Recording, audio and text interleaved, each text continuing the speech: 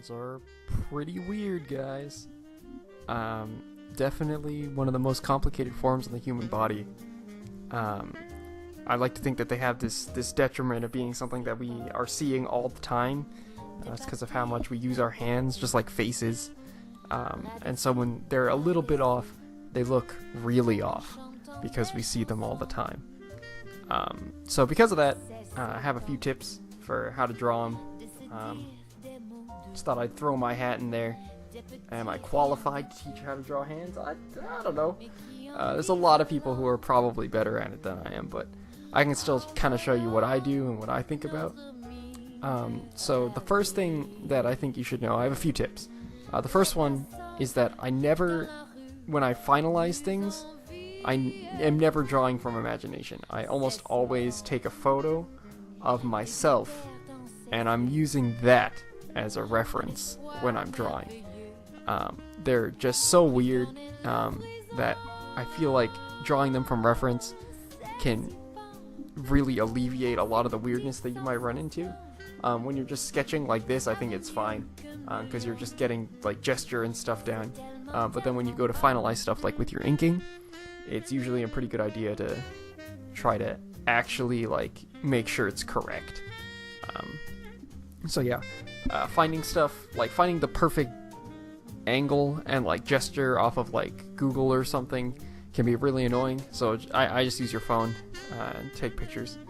The second tip that I have is that I don't usually actually think about all three joints in the finger, which, you know, maybe some people who are better than me are gonna be like, oh my gosh, Andrew, what is your problem? But yeah, I don't usually actually think of all three joints. I just draw the last joint as a kind of bean shape, and the rest of the joints are usually implied from that. So you just, you draw the little bean as the third joint.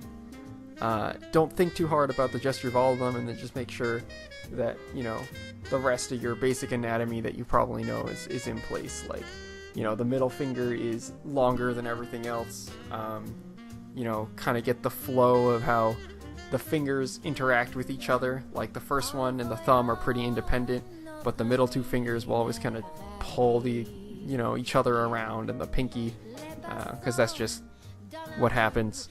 And then, another tip I would say is one of the big things that I learned in art school, which I can, just save you a trip there, help you out here. It's drawing what you see is in front of you rather than what you think a hand looks like. So this really helps when you're drawing from reference. Obviously, when you are drawing from imagination, everything is just in your head, so you have to know, kind of what's going on. But a lot of people think that they know things. I kind of call it the fundamentals that we pretend to know as artists, and so you kind of have to ignore that sometimes and just draw what is actually in front of you rather than what you think what hands look like. So when you're just doing gestures like this, you've probably heard it 1,000 times, but just be really loose. Just think about really big shapes. When I draw, like gestured hands, it's literally just triangles and squares depending on, the angle, and if I'm doing foreshortening or something. The hands are squares, the feet are squares. It's all just, triangles, I mean. Everything's triangles, everything's just lines, which, line quality is kind of a different matter. But, so just kind of think about some of that stuff. Especially when you are, when you're gesturing, and then when you're refining.